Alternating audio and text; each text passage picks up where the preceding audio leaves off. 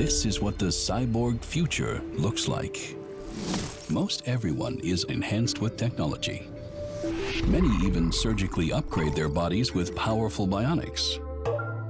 Computerized eye implants not only sharpen vision, but immerse users in seamless augmented reality. Cognitive devices connect brains directly to artificial intelligence, exponentially boosting intellectual capacity. Widespread machine integration is redefining what it means to be human. My brain is melting.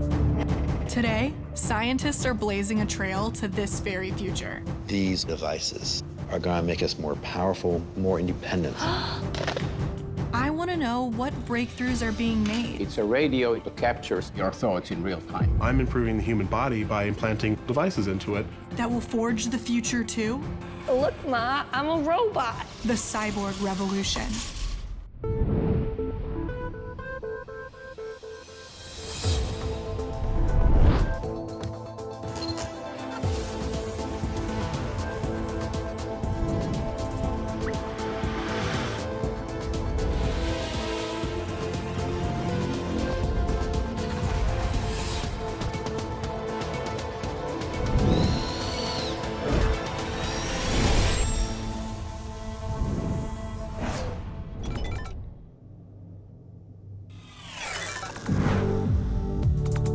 My name is Angel Jafria, and I am a cyborg, a combination of human and machine that acts as one.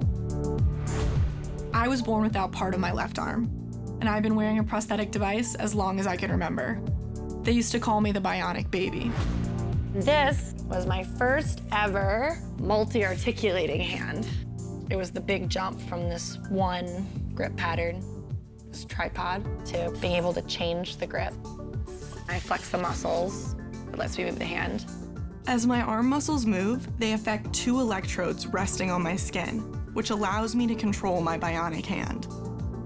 4 years ago, I got my current prosthetic hand, and it's been a real game changer. It gives me finer motor movement and multiple ways to grasp things. As someone who started to merge with a machine, I can see that it both defines me and I define it. But I want to find out how cyborg technology like this will evolve for the entire human species. How far will the merging of man and machine go? And what will our cyborg future look like? My first stop on this path to the future is a personal one. At the Johns Hopkins Applied Physics Lab, they are developing bionic limbs even more advanced than mine. Costing upwards of $120 million to develop, the modular prosthetic limb, or MPL, is state-of-the-art. I'm really excited about today because we get to see the MPL hand system, which is something I've wanted to see for almost a decade. I think I've dreamt about seeing this hand. Engineer Robert Armiger is combining robotics, neuroscience, and artificial intelligence to make devices that will change lives around the world. It's here in real life. That's right. Unlike my prosthetic arm, the MPL is designed to be upgradable, and it can be customized. It's also more dexterous. You know, we've really tried to build in to this hand all of the sort of movements of the human hand. To see that each of the fingers is basically the ability to separate or spread the fingers here. Cool. These two are coupled together. This one moves independently. The middle is fixed. All the fingers have a drive that flexes each finger, and then they've got this mechanism that allows them to passively curl around an object as well. That's cool. I didn't know that existed. It even has a powered, flexible wrist. I want flexion extension so badly. I don't have flexion and extension. I only have rotation, which is fun for a party trick, but I can't actually bend the wrist. So when I'm trying to put my hand to my mouth and stuff, I have to lift my shoulder. So when I see stuff like the flexion and extension in that wrist, it makes me really excited that I could have it for my hand one day. Bobby lets me test drive the MPL. First, he places armband sensors on me. Like my prosthetic arm, these bands contain electrodes which record and translate the muscle activity in my little arm. We use electrodes that can pick up what's called the biopotentials of the human body. It's sort of the electricity that is flowing through your body to send commands to and from your brain. With 8 times as many electrodes as my arm, these bands allow for much finer pattern recognition from my muscles. Instead of just picking up like gross muscles, so these big muscle movements, it's picking up smaller, finer things. Today, I'm getting a feel for some novel gestures and new capabilities. All right, so when you're ready, so you're gonna start recording with no movement or rest state. Okay. And well, it's okay. It's learning the first time, so it may sort of confuse what you're doing because it's never seen this pattern before. You're introducing something new. A computer inside the MPL reads the muscle movements from my arm and translates these complex patterns into movement in the robotic hand. This is really cool. The machine is learning more about me, and fast. So I'm sending different muscles impulses, like to trying to see how much control I can have over it, of like the slow and fast. I was trying to do this, but that's cool. This cyborg future emerged through the needs of wounded veterans and other amputees. Johnny Matheny is one of the individuals that has spent probably the most time with the modular prosthetic limb, and he has really been able to show the capabilities of the arm because he has a surgical procedure that not only allows us to map the arm or attach it directly to his body, but then he's had the nerves in his arm rewired so that his control is natural and intuitive. So what's next for it? The fingertips are set up with active sensors inside of each of the nodes. What we've been working towards is some of the sensory feedback or stimulation to your arm, so you'll be able to actually feel what the hand is touching. Okay. Can I? My brain is melting. Without any feedback from my prosthetic hand, I can't tell how hard I'm grasping an object. Like holding a styrofoam cup or trying to grab an egg, right? Where you're like, don't crush it, don't crush it, don't crush it, don't crush it. The team at Johns Hopkins is working on this very difficult problem. Bobby's colleague, Dr. Luke Osborne, is enhancing the MPL's features with something called the eDermis. This incredible technology promises to simulate the sensation of touch. Think about how much we rely on our sensation of touch, not just for grabbing objects, but also interacting with other human beings. Right, yeah. eDermis was made to mimic the way our natural skin behaves. And essentially, we have different layers, and within those different layers, we have different receptors. Inside the skin, nerves detect pressure, pain, heat, stretch, and vibration. The eDermis is made from flexible fabric and rubber. And inside of it, tiny sensors detect various stimuli and translate them to the body's nerves. Tried to put it on? On me or my prosthesis? On your prosthesis. Yeah. I've never really had that kind of feelings on the side from like touch and stuff. So it's also like a little scary, but exciting. When I press on your fingertip, I can see the activity on the screen. So if you were to grab an object, we could see what the sensor activity would look like if you were to naturally pick up something. That's so cool. Luke's computer displays the pressure patterns from the eDermis for this sensation of touch. When these same signals are transmitted directly to my nerves, it gives me a sensation I've never felt before. It absolutely blows my mind. It feels like it's like pulsing over here. This is really cool. I think seeing this just makes me realize that we're on the path of doing some like really, really awesome things. A bionic hand with a fine sense of touch will change lives and completely reshape the future. The potential for this technology could be not only used for rehabilitation, but also for projecting yourself into some remote environment.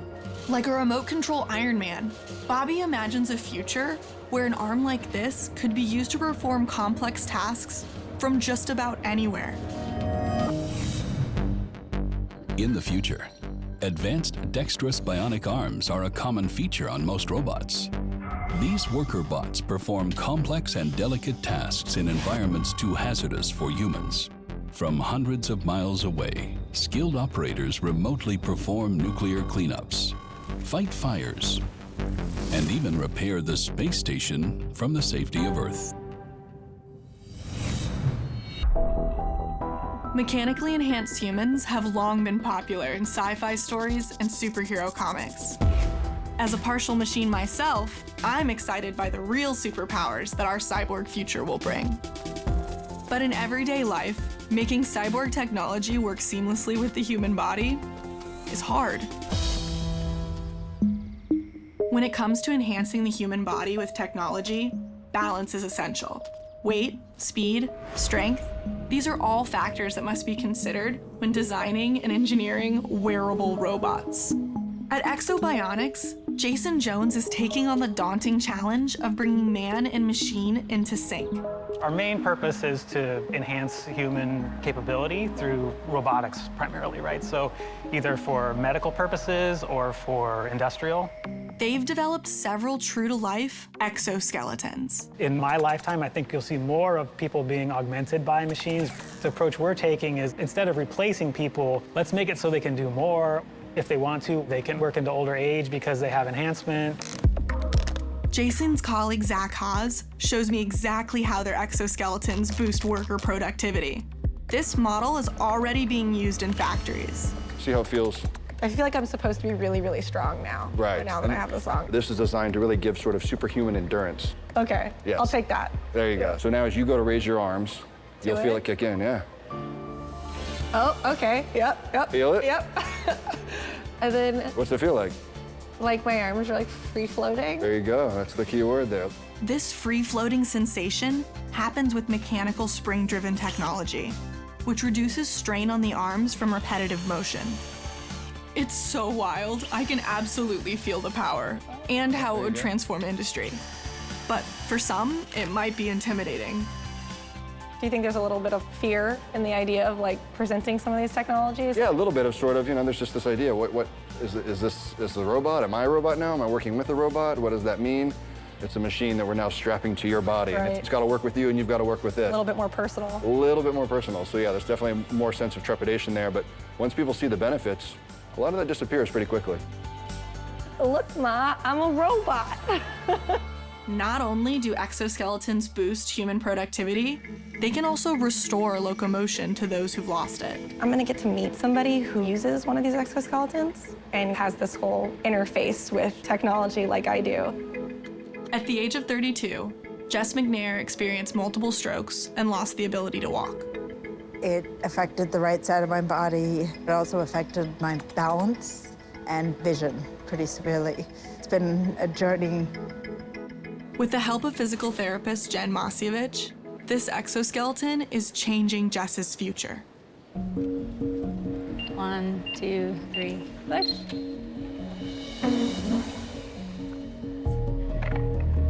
So cool. Can you explain to me what is actually allowing you to do things? There's basically 4 motors. There's motors at the hips and then at the knees. And the ankle doesn't have a motor, but it actually allows us to position her for greater balance. That's really cool. So it allows someone to be fully weight-bearing, but also supported in a frame in a proper biomechanical position. All right, Jess, do you want to start the first step with the interface over there?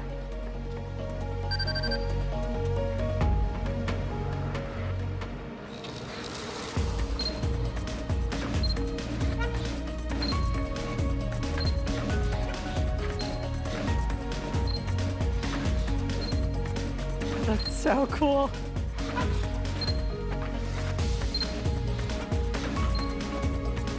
An onboard computer uses feedback from sensors in the exoskeleton, and sophisticated algorithms process that feedback and then apply the proper amount of movement to each biomechanical joint. This coordination of man and machine represents a tremendous breakthrough. The exoskeleton is teaching Jess how to improve her gait. We want them to be able to walk again. We want them to be able to step out of the device with a better walking pattern.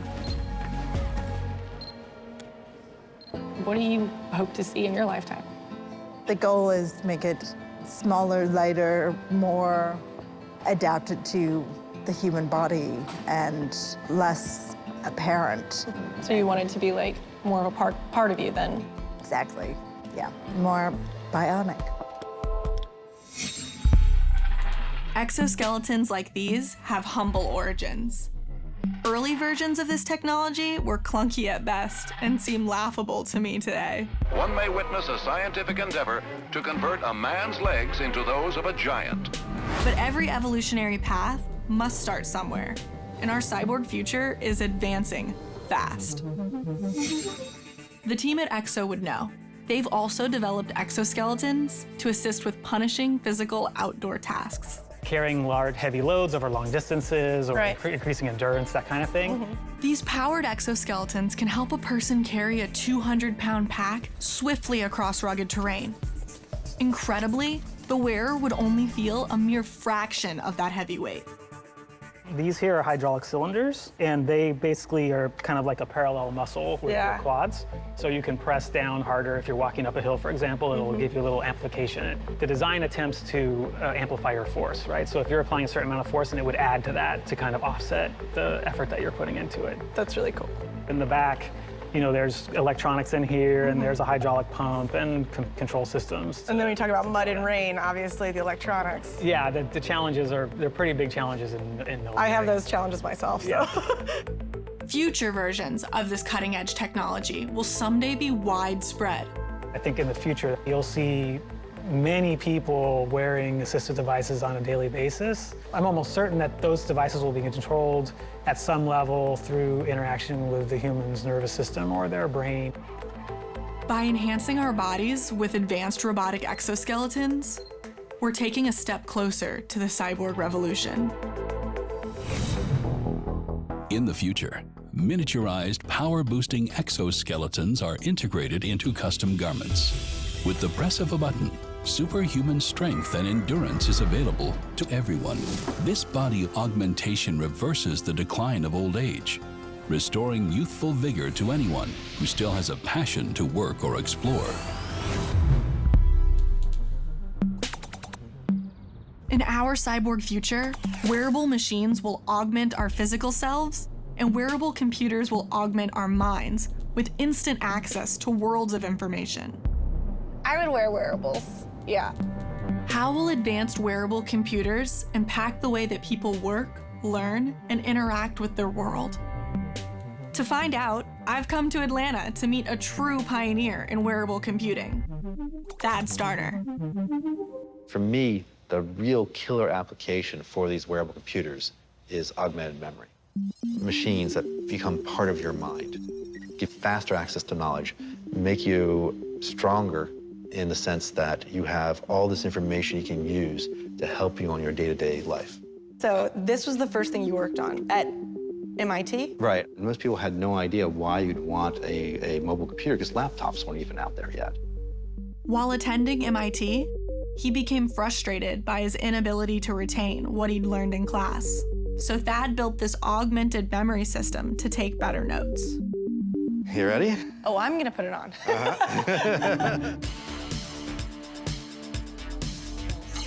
So bring your fingers around like this. There we go. So now that is my daily suit in year 2000.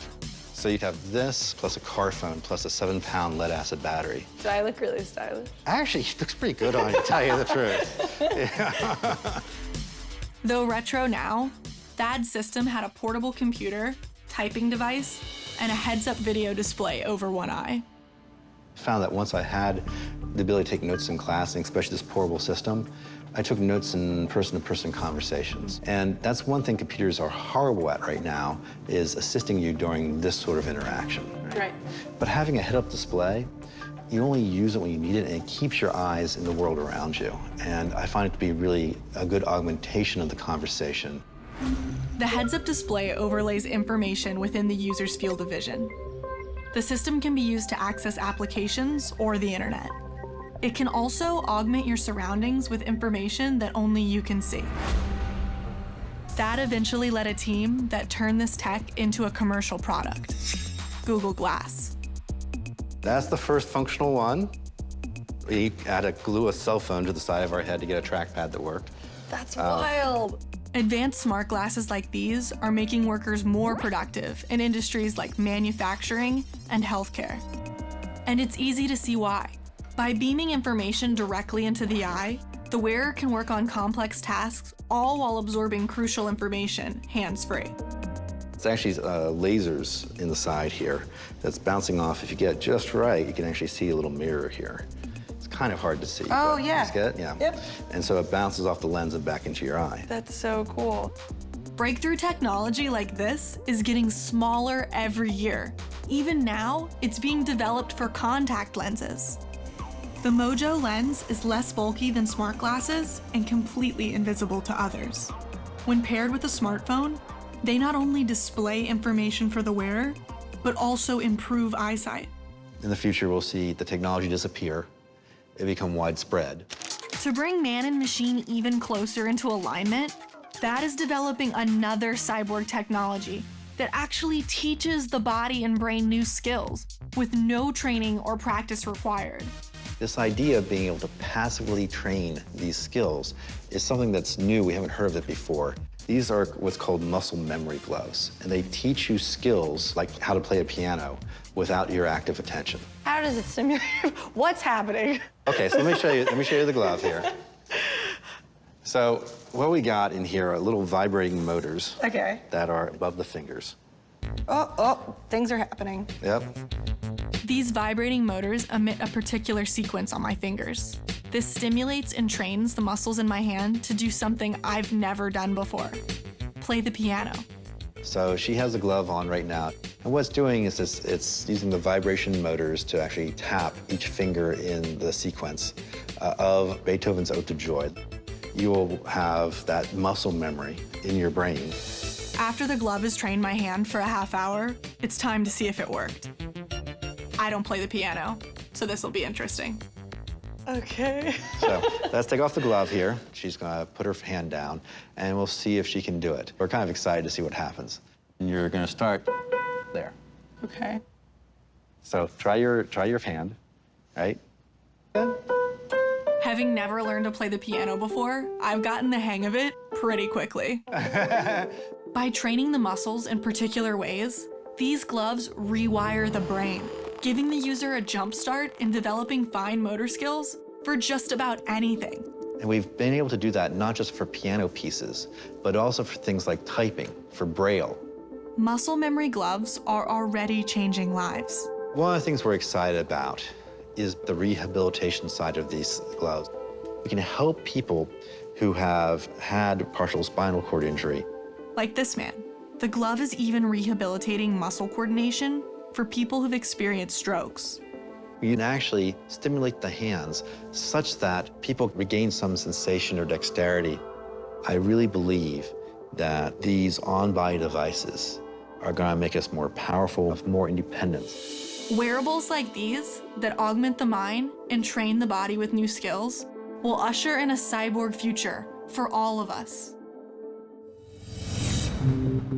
In the future, doctors wear muscle memory gloves in advance of complex surgeries to enhance precision and dexterity.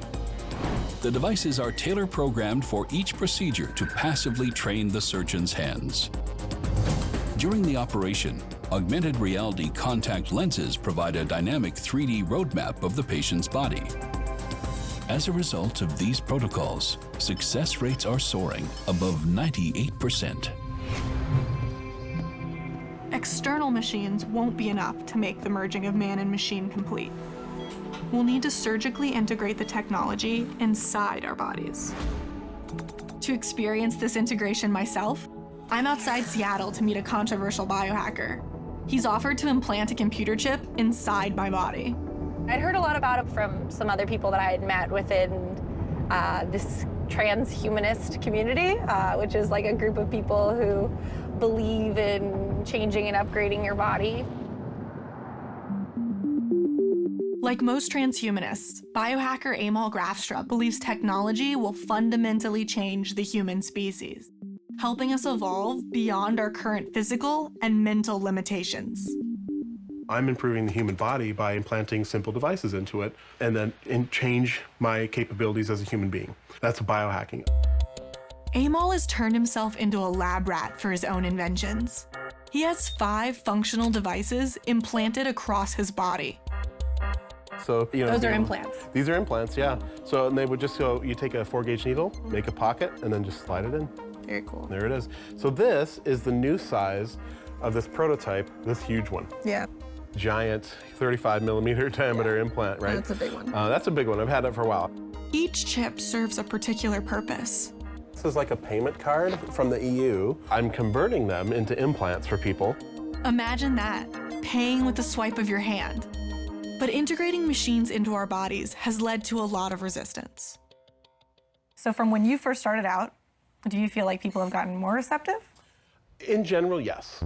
So in 2005, when I put this in my left hand, the first one, the reactions were very visceral. Right. What are you doing? You're crazy.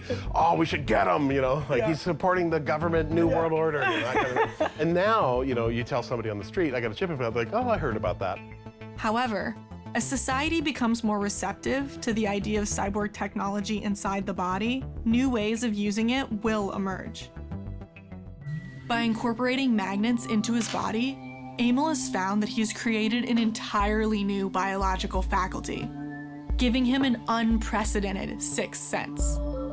Your magnet you were able to feel the fields. Yeah, magnetic field. You adapted to that. But yeah, you adapt to it immediately. And that, to me, again, says that this is part of who you are now. The implanted magnet rewired how his brain and body experienced reality, giving him a new magnetic sense. I took it out after about a year, and there was a real sense of loss. Amol's not the only one out there in these uncharted waters. Cyborg artist Neil Harbison has a cyborg antenna implant, which senses colors, including ultraviolet and infrared. The implant allows him to both feel and hear colors as vibrations inside of his head. Engineer Kevin Warwick had a chip implanted in his arm that directly connected his nervous system to the internet. It's clear we are already on the path towards the full integration of man and machine. Where do you think, technology is going in general? On one hand, it's very exciting and cutting edge, but also it's nothing new. Like, human beings have always been leveraging technology since we picked up rocks and sticks, right? It's just that technology's been external. The technology that's gone into our bodies has always been kind of medical and restorative. Right. And this is an enhancing, augmentative technology. So there's some trepidation about breaking the skin barrier for a non-medical need, right? But overall, the trend for human beings is to make technologies that enhance our capabilities. With my bionic arm, I know this to be true firsthand. But getting another enhancement under my skin, I'm not so sure about. You ready? I am, Yes? I'm ready, yes. Okay. The answer is yes. The answer is yes. Okay, good. Here we go. Amol is implanting a VivoKey chip into my fleshy hand. Take a deep breath. Here we go.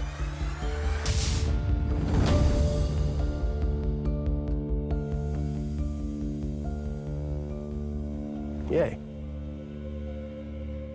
This new implant will give me a unique electronic signature. Very cool.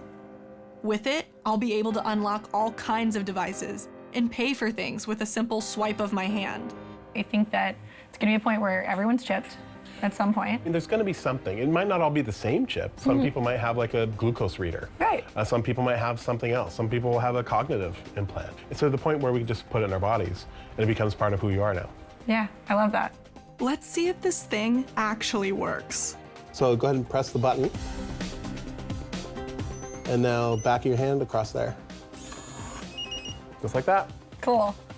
Integrating chips like these into the human body will unlock doors to our cyborg future.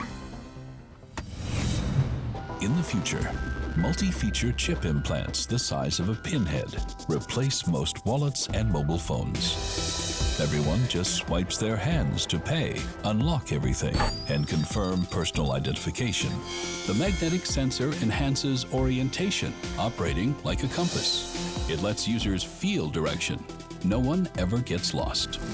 Biosensors measure vital signs and blood chemicals. At the first sign of a health issue, physicians are notified for preemptive treatment.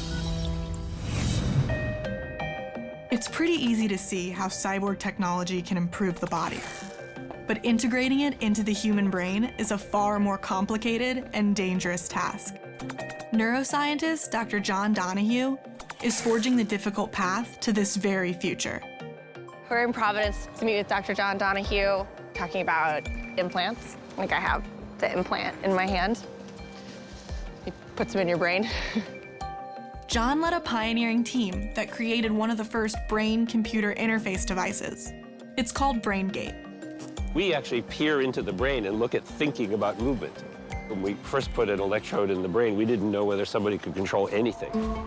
To decipher the connection between thought and action, John implanted the BrainGate device into Matt Nagel, a quadriplegic. Matt was able to control a computer cursor directly with his mind.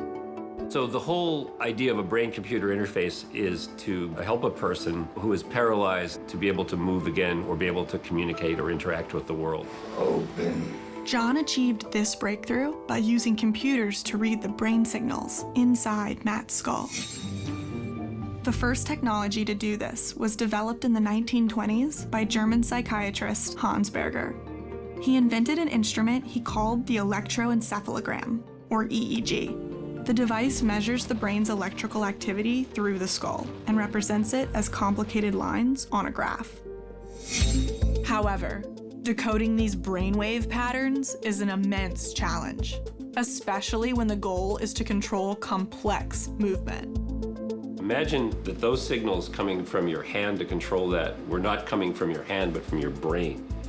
And now you don't know what makes your brain cells active, so how can you relate what your brain cells are doing to that motion? And we didn't know whether anybody could ever learn to do it. With BrainGate, John took the next very difficult step of deciphering a person's mental intention to move their body. So the first thing we have to do is we have to go to a place in the brain that has those signals. Then we need to be able to sample the activity in the brain. This involves surgically implanting tiny electrodes in the region of the brain that controls movement, the motor cortex. The electrodes directly observe and measure the activity of the neurons located there. Each neuron talks to lots and lots of other brain cells, other neurons, and it creates electrical impulses that are the communication language of the brain. Each one influences the other, and collectively they generate patterns of activity. And the tiny electrode array picks up these patterns. This electrode array is basically 100 needles. Oh my gosh. Yeah. So each one of these is what the electrode is recording, and that is the electrical impulse of the neuron emitting its electrical impulse. So we actually aren't trying to interpret just that cell all by itself, but how does it fit in everything all together? It generates a pattern. Understanding this pattern is like putting together a 1,000-piece puzzle without a picture for reference. Our job is to take a look at all of those activity patterns and try to make sense of what they actually mean. And what we use is a computer to translate. It is really like translating a foreign language. And so what we do is we tell the computer, basically, when you see the pattern that was recorded when the person thought about moving left, if you see that pattern again, then move to the left or move a computer cursor to the left. Using artificial intelligence, John can translate those brainwaves into a physical action far more complex than just moving a cursor. Kathy Hutchinson, who was unable to move or speak because of a stroke, was the first person to use BrainGate to control an external robotic arm and hand. This leap forward will change the lives of countless people. But there's a big problem. The electronics required to amplify and translate these brainwaves are the size of a washing machine. How will technology like this integrate into the body to create a self-contained cyborg? John has the beginnings of a solution. This wafer, which is something like 4 by 8 millimeters, it has 1,000 electrodes on it. But what's even cooler, that little square is equivalent to 10 of these things, all on a chip. What do we need to do to implant this into human? We have to figure that out. Then we have to ask users, what do you want? If it has to be something sticking up like a box on your head, Actually, I worried that you would say that's cool. You know me so well already. But most people wouldn't want to do that. You know? Even though chips like these are small, they'd still need to connect to external computers with a tangle of wires. Given that electronics can do this, that neuroscience is not quite up there, but we're pretty good, that all of that information pooled together will get us there. We can do it. The cyborg revolution depends on advanced versions of integrated brain interfaces like this to read our most complex thoughts and intentions. But making devices like this that stand alone in the brain is not as far off as one might think. In a nearby lab, engineer Arto Nurmiko is developing tiny chips that will not only interface with the brain, but connect wirelessly. So the first thing is to cut the cable in order to particularly endow more mobility for a subject. So he or she is not tethered to these massive volumes of electronics. He calls these prototypes neurograins. They look like glitter. What they are individual tiny little chiplets about the size of a grain of salt each. And they have internal electronics. There we go, that's neurograin. The physical size means that there is safety in implanting such tiny little objects in the brain without causing damage. Thousands of neurograins could be distributed across the surface of the brain to record and broadcast neural activity wirelessly. Each one of these little chiplets would be like a little cell phone that's able to capture some of these neural signals and then spew them out, streaming your thoughts in real time. That's wild to think about. Using computers, Arto is developing cutting-edge techniques to interpret these complex signals. We use machine learning to decode or understand what those 10,000 little cell phones are actually telling you or me about my intention or your intention, not only to move an arm, but perhaps do much more complicated movements. This same technology could also be used like a two-way radio, not just sending, but receiving thoughts as well. If we project forward and begin to contemplate, or at least imagine the possibility of using electronic methods of communication with the brain for people who don't have any particular disability. Right, enhancements over restorative. Right, exactly. So that's how the concept has taken its first steps toward reality. It's really cool. Connecting the brain with machines, allowing a person to send and receive thoughts, would be a monumental breakthrough.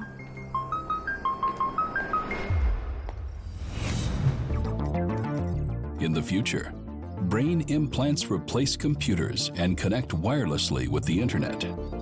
Electronic communications like emails and text messages are composed and sent using thoughts alone. Mental snapshots and dreams can be uploaded to the cloud and shared with friends. Every word in any language, written and spoken, is directly translated and accessible to any brain. Now that humans off-source mental chores like memorization, the full potential of the human brain is unleashed. Throughout human history, so-called psychics have claimed, dubiously, that they can read people's minds. But as we blaze a trail to the cyborg future, reading thoughts, aided by technology, seems more and more possible. But how would that kind of telepathy work? I'm in Seattle to meet Dr. Rajesh Rao, who's actually developing science-based telepathy. We began thinking about this idea of extracting information from a brain and send it to a different person. Computer-assisted telepathy, brain-to-brain communication. This radical technology lets individuals use computers to telepathically control other people. So what kind of reaction have you gotten to your research? Do people think it's cool or kind of scary or? All of that, actually. So you had reactions ranging from, it's amazing, it's cool, it's so sci-fi, to people who are scared about this kind of technology. But when people adjust to the concept, this is what the cyborg future will look like. Are you ready to interface? Yeah, I think so. And I'm going to give it a try. So you'll be wearing a brain-computer interface cap that will be tapping into the electrical signals that we're measuring at your scalp, which in turn reflects the underlying brain activity. Oh, wow, look at this room. Rajesh's team fits me with a 32 electrode EEG cap. The cap will observe and measure the electrical activity of my brain. Right, so right here, and I'll manage these wires. The computer reads the signals from the EEG cap to interpret my intentions. Does this look cool? Do I look cool? Oh yeah. Yes. You look like you're from the future. Even more so. Even more so. I was like, yeah. My mission is to play a video game through another person using computer-assisted telepathy. If this works, my brain will actually control the other person's body. Oh, we're almost there, Preston. 11. I think we're good. We're good? Yeah. And here's the kicker. The other player will not see the video game at all. So what we're going to do is have you control a cursor on a computer screen, and that message is going to be sent over to Jane here. So Jane will be receiving your thoughts through this TMS, transcranial magnetic stimulation device. Yeah, I'm excited to feel your brainwave. All right, let's figure this out. The TMS device uses pulses of magnetic radiation to stimulate the neurons in Jane's brain. It'll send a message to the motor cortex region of her brain, and that in turn will cause her hand to move. And in turn, it'll allow her to, play a computer game that she's not seeing. Let's see if this wild contraption works. My goal is to use my thoughts to control Jane's hand. If you want to send a yes signal, you just pay attention to the left light. And by focusing on that, the ball should move to the corresponding direction.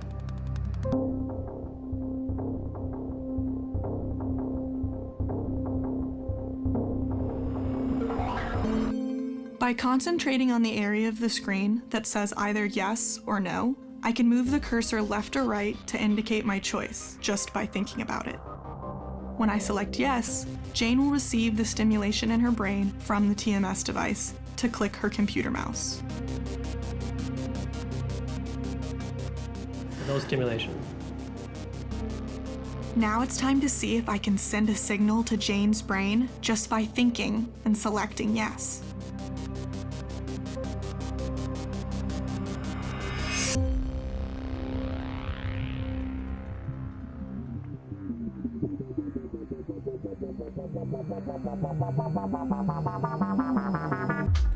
Yes. Really? Yeah. What did you feel? There's a little tap at the back of my head, and then my wrist and my fingers just moved. Using my thoughts alone, computer-assisted telepathy lets me control another person's physical movement.